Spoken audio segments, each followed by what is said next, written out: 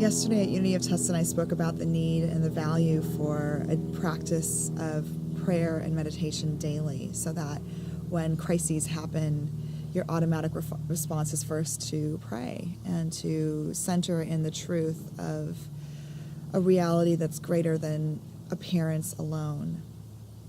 And then today I woke up and I saw on my social media feed the news of what happened in Vegas and the mass shooting.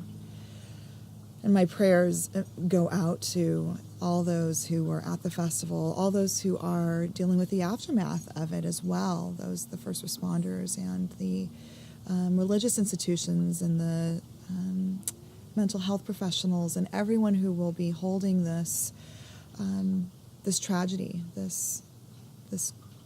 aftermath of this crime. And I'm sure all of us have lots of questions about everything.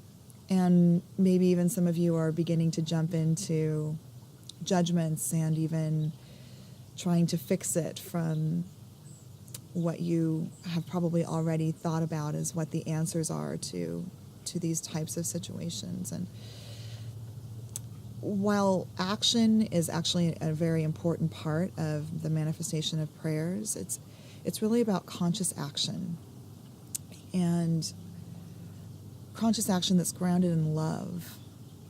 One of the things that I spoke about yesterday was Richard Rohr's teaching about the two paths of transformation being suffering and love and prayer.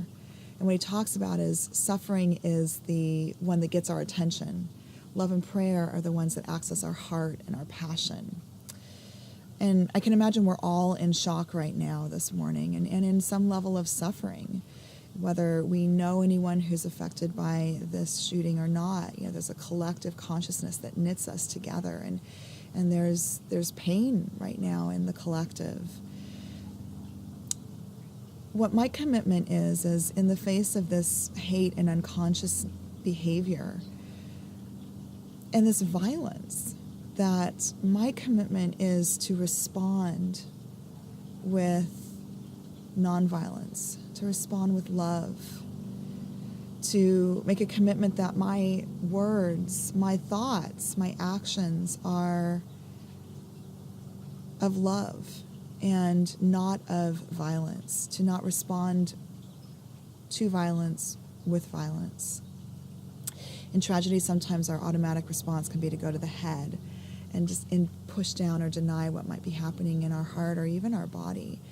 And so today I really encourage you to make the commitment with me to be tender with yourself, be tender with those around you that you meet on the street even, or that are in your family.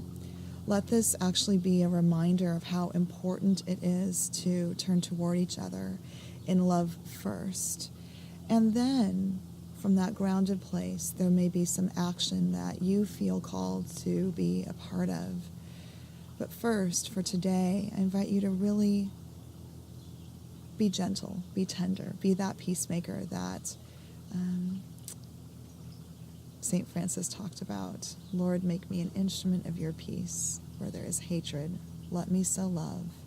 Where there is injury, pardon. Where there is doubt, faith. Where there is despair, hope. Where there is darkness, light. Where there is sadness, joy. Bless you.